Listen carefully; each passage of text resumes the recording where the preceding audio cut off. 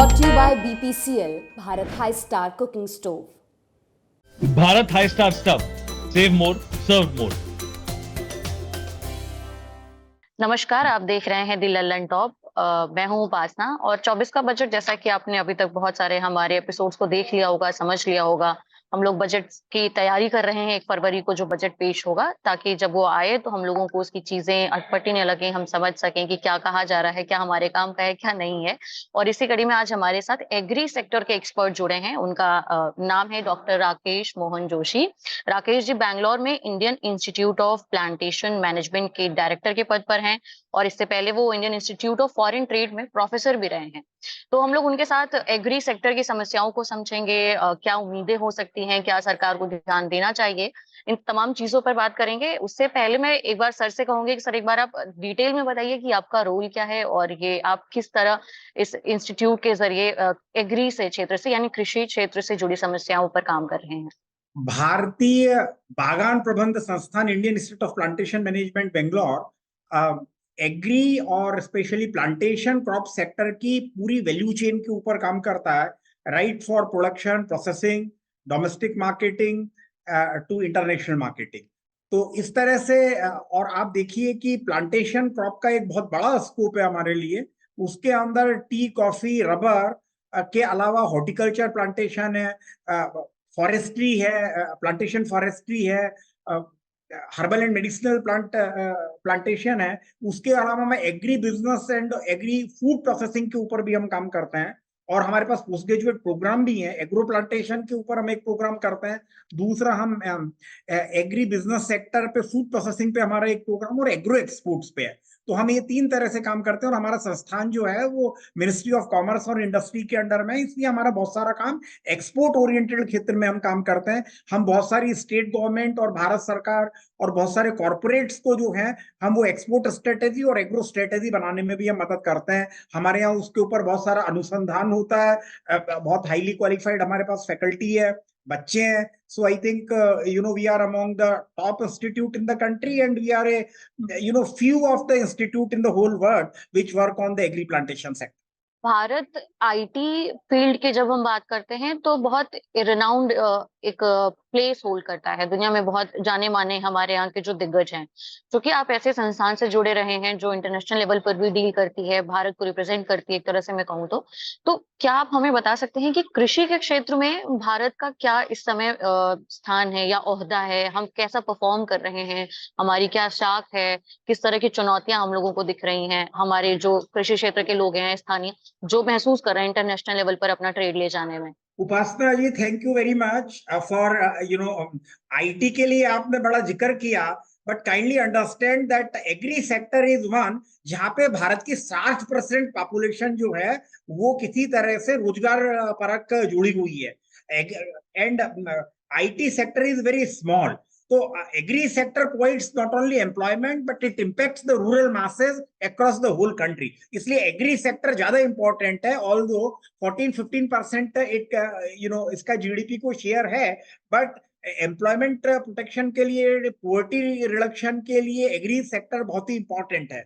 अच्छा, एग्रीकल्चर के अंदर आप देखिए कि बहुत सारे प्रोडक्ट ऐसे हैं कि भारत उसके अंदर जो है ना वो लगभग largest producer in the world है।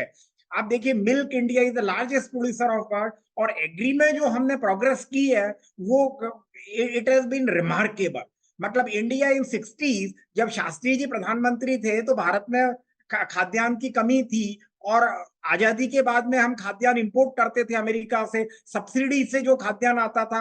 वहां से भारत न केवल आत्मनिर्भर बना है एग्री सेक्टर में, बल्कि हम एक्सपोर्टर बन गए हैं। सीरियल एक्सपोर्ट के अंदर व्हीट, राइस सब मिला के अब हमारा जो है इवन 2000 के अंदर जो 2-3% शेयर था वो अब 8% शेयर हो गया है। राइस के अंदर, नॉन बासमती राइस के अंदर भारत जो है वो दुनिया का 40% एक्सपोर्ट का शेयर होल्ड करता है और वो दुनिया का सबसे बड़ा निर्यातक हो गया है। तो अब आप देखिए कि एग्री सेक्टर के अंदर हमने जो प्रोग्रेस की है वो बहुत ही रिमार्केबल है और एग्री सेक्टर वो एक सेक्टर है जो भारत के जनमानस को, ग्रामीण जनता तक पहुंचता है और इसलिए मुझे ऐसा लगता है कि एग्री सेक्टर के ऊपर भारत सरकार को निश्चित रूप से ध्यान देना चाहिए, क्योंकि ये न केवल रोजगार देता है, इसलिए पॉलिटिकली सेंसिटिव भी एक सेक्टर है। एग्री सेक्टर कंज्यूमर को भी प्रभावित करता है, क्योंकि अगर कीमत बढ़ती है तो शहरों के अंदर कंज्यूमर की टेबल के ऊपर भी असर पड़ता है, खाद्य टेबल पे भी असर पड़ता है।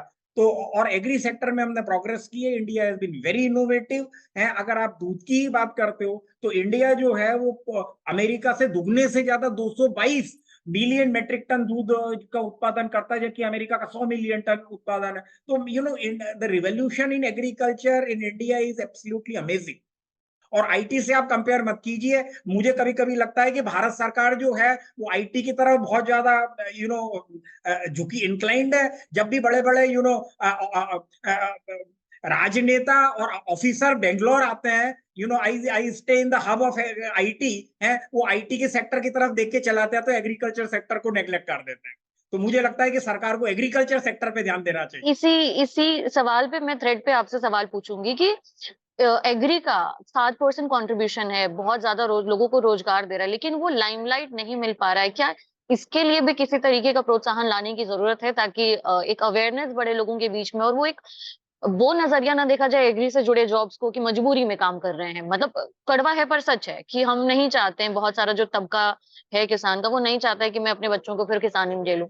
वो एक लेवल लाने के लिए कि ये भी एक बाकी अन्य रोजगार की तरह ही है, क्या कदम उठाए जा सकते हैं कि पे स्केल भी बढ़िया हो, ना सिर्फ एक ओहदा मिले बल्कि पे स्केल भी बढ़िया मिले? नहीं नहीं, ये देखिए बहुत जरूरी। एग्रीकल्चर क्या है कि आप आज भी देखिए कि भारत का ज्यादातर एम्प्लॉयमेंट जो है वो सेल्फ एम्प्लॉयमेंट सेक्टर में, उसमें एग्रीकल्चर और रिलेटेड सेक्टर एक बहुत बड़ा हिस्सा प्रदान करते हैं।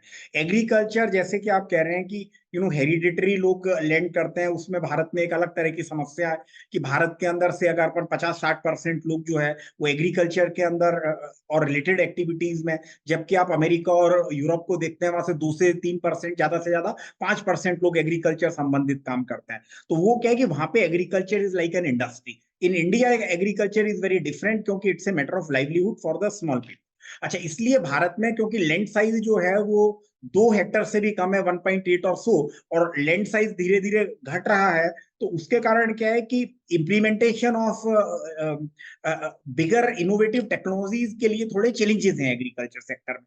लेकिन आप देखिए कि भारत ने दिखा दिया है कि स्पेशली डेयरी सेक्टर की अगर आप बात करें, जहां पे एवरेज फार्मर के पास, even landless farmer, landless labour, उनके पास 1 या 2 कैटल हैं, वो गाय है या भैंस है या बकरी वगैरह है, लेकिन क्या है कि उसके बावजूद भी India has come for an innovative institutional mechanism to become the world's largest producer in milk. तो मुझे लगता है कि कुछ अच्छी प्रैक्टिसेस हैं जिससे हमको सीखना चाहिए, और ये संभावनाएं हमारे एग्रीकल्चर में भी है। और ऐसा नहीं है कि एग्रीकल्चर के अंदर भी हम प्रोग्रेस कर रहे हैं, तो उसमें बहुत सारी चीजें ये है कि एक तो जो द वैल्यू चेन है, लॉजिस्टिक्स है, और उसका जो प्रोसेसिंग है, रूरल प्रोसेसिंग है, कोल्ड चेन है, तो इन सब चीजों के ऊपर जो है वो मुझे लगता है कि इंटीग्रेटेड अप्रोच की आवश्यकता है। तो ऐसा नहीं है कि बहुत सारी स्टेट गवर्नमेंट काम कर रही है। एग्रीकल्चर में सबसे बड़ी समस्या ये है कि हम हमेशा भारत सरकार को अकाउंटेबल इसके लिए इसलिए नहीं बना सकते क्योंकि agriculture by constitution of India is a state subject, और स्टेट्स के अंदर अलग अलग प्रॉब्लम है। लेकिन फिर भी आप देखिए कि जो पिछले दिनों में हमने काम किया है, द ई मार्केट और द नेशनल एग्रीकल्चर मार्केट, तो उसके अंदर, और जीएसटी इवन, तो हमने क्या कि इवन मंडी के अंदर जो रिफॉर्म्स किए हैं कुछ हम कर नहीं पाए। तो उसके अंदर क्या है कि ऐसा नहीं है कि भारत सरकार निश्चित रूप से इन मंडियों को जोड़ने के लिए और नेशनल एग्रीकल्चर मार्केट बनाने के लिए एक प्रयास कर रही है। इसमें एक सबसे इंपॉर्टेंट चीज ये है कि फार्मर जो भी प्रोड्यूस करता है उसको अपने प्रोडक्ट की राइट प्राइस बाजार में मिले। तो सरकार को जो इंश्योर करना है वो इंश्योर करना है कि प्रोड्यूसर को राइट प्राइस बाजार में मिले और एक अट्रैक्टिव प्राइस मिले, और वो अट्रैक्टिव प्राइस मिलती रहे। एग्रीकल्चर अनलाइक आईटी, एग्रीकल्चर बहुत चैलेंजिंग है। होता क्या है कि अगर फार्मर को अगर आप अच्छी प्राइस देते हो तो कंज्यूमर शोर मचाने लगता है। कंज्यूमर कहते हैं कि कीमत बढ़ गई है।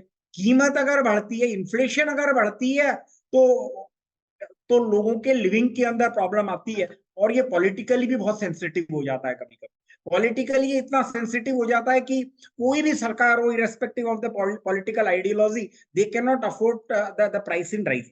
अब हिंदुस्तान में प्राइस राइज एक बड़ी अजीब सी चीज। आप देखिए अंतरराष्ट्रीय बाजारों के अंदर एफएओ की जो रिपोर्ट्स कहती हैं, दूसरी भी रिपोर्ट कहती हैं कि वर्ल्ड फूड प्राइस इंडेक्स में कमी हुई है। प्राइस आप देखिए कि मोस्ट एग्रीकल्चर पिछले 1-1.5 साल में इंटरनेशनल प्राइसेस में कमी हुई है, लेकिन डोमेस्टिक जो है ना वो इन्फ्लेशन फूड सेक्टर में ज्यों के त्यों बनी हुई है। 20 से 30% की इन्फ्लेशन सब जगह आती है। अब छोटी छोटी आप चीज देखिए, प्याज को ही देखिए, प्याज की कीमत कभी ऊपर चली जाती है, कभी नीचे चली जाती है। तो ये प्राइस फ्लक्चुएशन हमको रोकना है।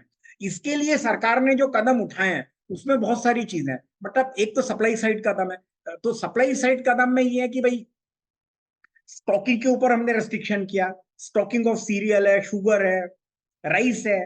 सो होर्डिंग के अंदर जो प्राइस बढ़ती है उसके ऊपर वो किया है। उसके आप देखिए कि निर्यात पे भी कुछ प्रतिबंध लगाए हमने, जैसे प्याज के निर्यात पे जो मार्च 24 तक का प्रतिबंध है। उसके अलावा आप देखिए नॉन बासमती राइस के निर्यात पे प्रतिबंध लगाया है हमने, शुगर के निर्यात पे प्रतिबंध लगाया, ये सारा डोमेस्टिक प्राइस को चेक करने के लिए। आज उसके अंदर प्रॉब्लम ये होती है कि farmers group and interest group and agriculture वो कहते हैं कि सरकार कोई प्रतिबंध नहीं लगाने चाहिए। ये प्रतिबंध लगाने से उनके बहुत सारे वोकल लोग ये भी कहते हैं कि government is not allowing this farmers and the traders involve in agriculture to take advantage of the international rise in price. अब आप देखिए कि राइस की प्राइस पिछले बार जो 35 रुपए किलो थी नॉन बासमती, अब 40 पहुंच गई है। वैसे ही जो है आप देखिए कि ये दालों की प्राइस के अंदर निश्चित रूप से बढ़ोतरी है। जैसे आप देखिए अरहर की दाल पिछले साल जो है वो 110 रुपए थी, वो 160 पहुंच गई है। और आप देखिए कि चना दाल जो 68 रुपए थी वो 80 पहुंच गई है, despite India allowed import at about 0 duty और नो ड्यूटी। और वही चीज हमारे साथ जो है वो ऑयल सीड में हुई है। ऑयल सीड में भी प्रॉब्लम है कि ऑयल सीड के अंदर इंडिया जो है it is dependent on import to up to 70% of the oil seed.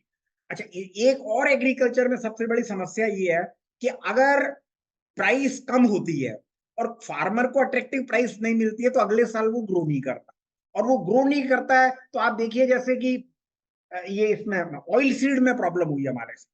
Oil seed के अंदर हम इंपोर्ट करते गए, इंपोर्ट करते हैं तो ये ग्रो नहीं होती है, ग्रो नहीं होता है तो डोमेस्टिक जो है प्रोडक्शन कम हो जाता है। तो इसके अंदर ये ना it's a very very vicious cycle, very delicate thing too delicate. But Rakesh ji, मैं बहुत आपने सुलझे तरीके से ये समझाया कि सरकार कंफ्यूज है। अगर वो किसान की भलाई करती है तो लोगों के लिए महंगाई बढ़ती है, लोगों के लिए भलाई करती है तो किसानों के लिए समस्या बढ़ती है कि हम कहाँ से अपना मार्जिन बचाएं।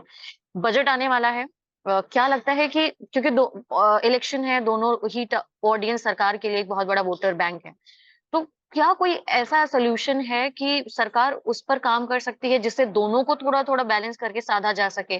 नहीं, सरकार बिल्कुल कंफ्यूज नहीं है। सरकार बिल्कुल कंफ्यूज नहीं है, सरकार बिल्कुल समझदार है। और द ओनली थिंग इज सरकार is striking A delicate balance between the two any point of time, always always. अच्छा, अभी क्या है कि देखिए एक चीज तो निश्चित रूप से जरूरी है कि एक तो होर्डिंग को रोकना है, and hoarding is the major, आप माने या ना माने, hoarding is the major cause for price fluctuation.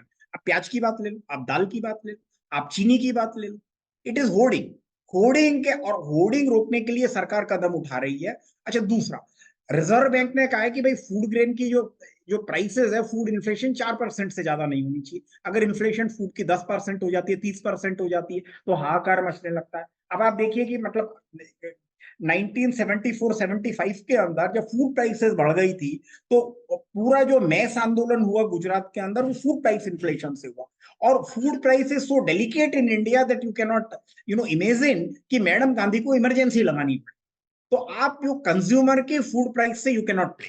So only thing is sustainability of the price and preventing fluctuation of price में देखिए शुगर में हमने बहुत अच्छा काम किया कि ethanol and allowing ethanol as a fuel. अभी थोड़ा सा बैन लगा दिया but it's a very very temporary.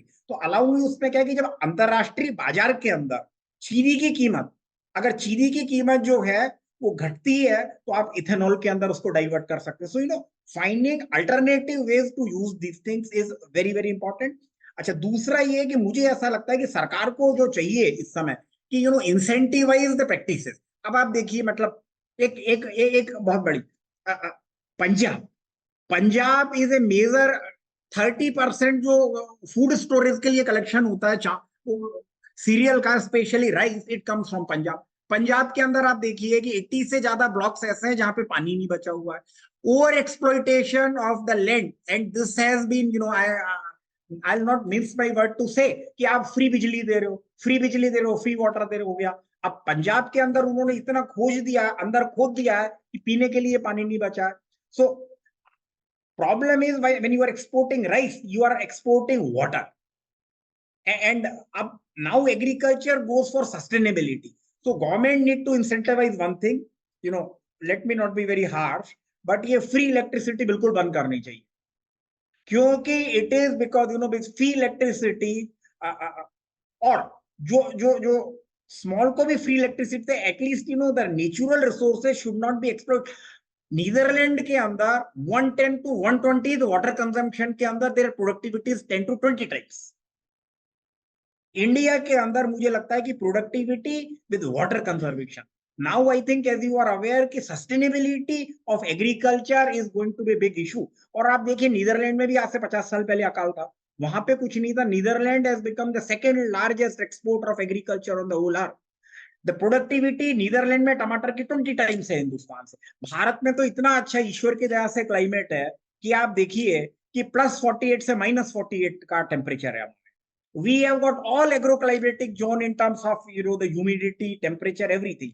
But आप देखिए कि India imports more horticulture product than we export. More fruits we import, कम से कम $2-3 बिलियन का खाली फ्रूट के अंदर हमारे अंदर ट्रेड डेफिसिट है। वेजिटेबल में भी वो सिचुएशन है, लेकिन फिर भी है कि मोर और less India has become self-sufficient in most grains, cereal, more or less horticulture, and we are not dependent. और दूसरा आप देखिए milk, not only, and we are in a position to export except for two things. One is the edible oil, B is the pulses. वहां हमारा एक problem sector है जहां हम इंपोर्ट करते हैं, बाकी भी कुछ चीजें जो हम इंपोर्ट करते हैं। So I think there are sector specific.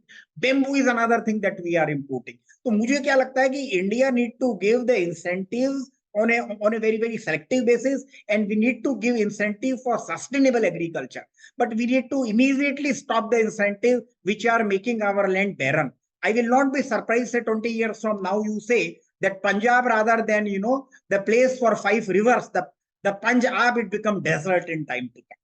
Another And therefore Rajasthan. Another Rajasthan in the making. And I will find very difficult if the and it is not that I prescribe, or but the politicians need to come on some delicate balance on this.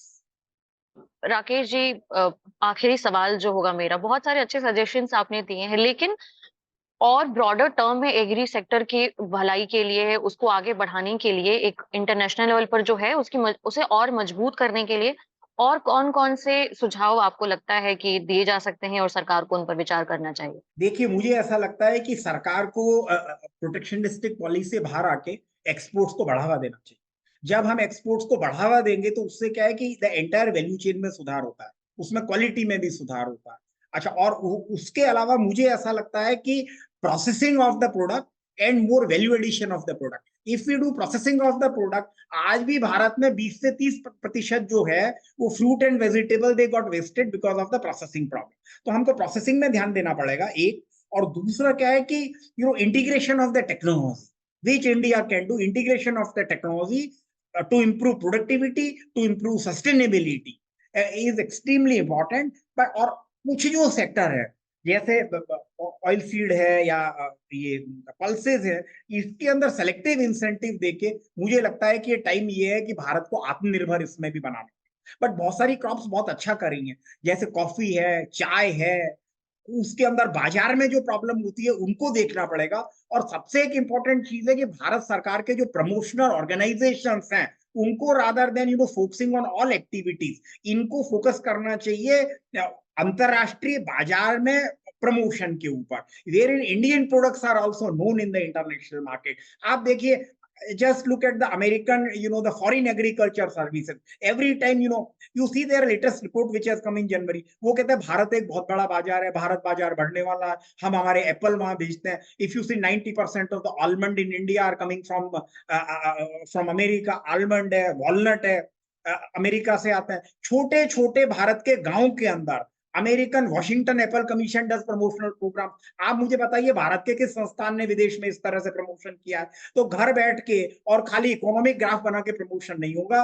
Bharat सरकार को विदेश में जाके embassies को साथ लेके और private sector को साथ लेके प्रमोशन करना पड़ेगा। और मुझे ऐसा लगता है कि इसके अंदर प्राइवेट सेक्टर का एक कोलैबोरेटिव एफर्ट जरूरी है, जिससे भारतीय उत्पादों की विदेश के अंदर पहचान मिल सके।